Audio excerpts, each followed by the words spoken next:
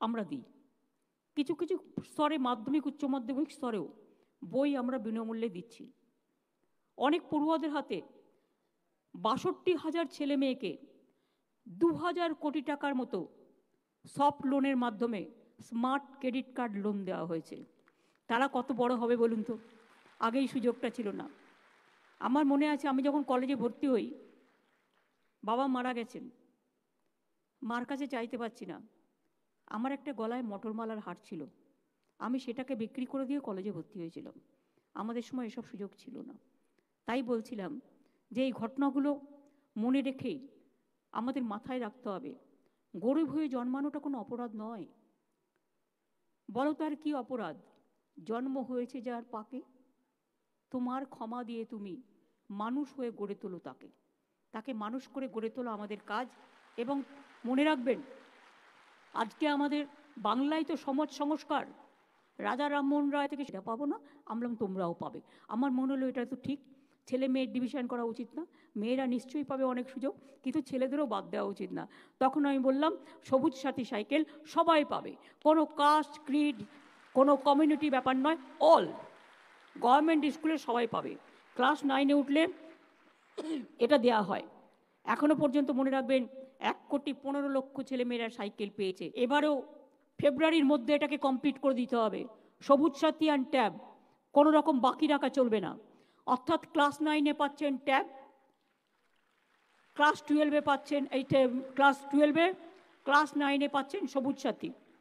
তাছাড়াও আমাদের কি আছে, আমি দেখলাম অনেকের জন্য অনেক কোটা সিস্টেম আছে, কিন্তু ইকোনমিক ব্যাকওয়ার্ড ক্লাসের যা জেনা কিছু পায় না সুযোগ সুবিধা, সবুজ সাথী তারা সবাই পাচ্ছেন, কন্যাশ্রীও তারা সবাই পাচ্ছেন।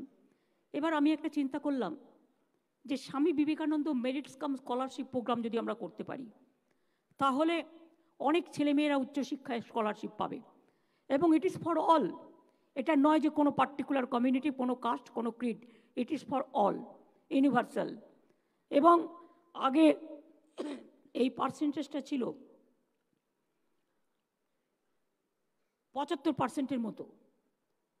আমাকে একদিন একজন বলল, আমার মেয়ে না 60% পেয়ে পাশ করেছে, কিন্তু আমার টাকা নেই, আমি পড়াতে পারছি না, আমি কোনো স্কিমের মধ্যে ঢুকতে পারছি না উচ্চশিক্ষায়, আমার মেয়েকে যদি একটা স্বামী বিবেকানন্দ স্কলারশিপ করে দেওয়া হয়। আমি বললাম, তোমার মেয়ে কত নম্বর পেয়েছে? বললো 60% পেয়েছে। আমি সঙ্গে সঙ্গে নির্দেশ দিলাম 75টা কমিয়ে 60 করো, কারণ আজকাল ফার্স্ট ডিভিশনে ম্যাক্সিমাম ছেলেমেয়েরা পাশ করে। আগে আমাদের ওখানে, আমাদের সময় সেকেন্ড ডিভিশনে পাশ করলেই মনে করতো কত বড় করেছে, অর্থাৎ কত আরও বেশি পেয়ে গেল। আমরা ওবিসি স্কলারশিপের টাকা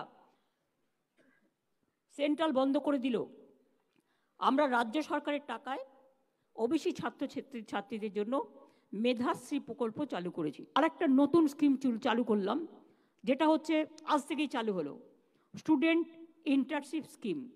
এটা কি হবে? আমি চাই ছোটবেলা থেকেই,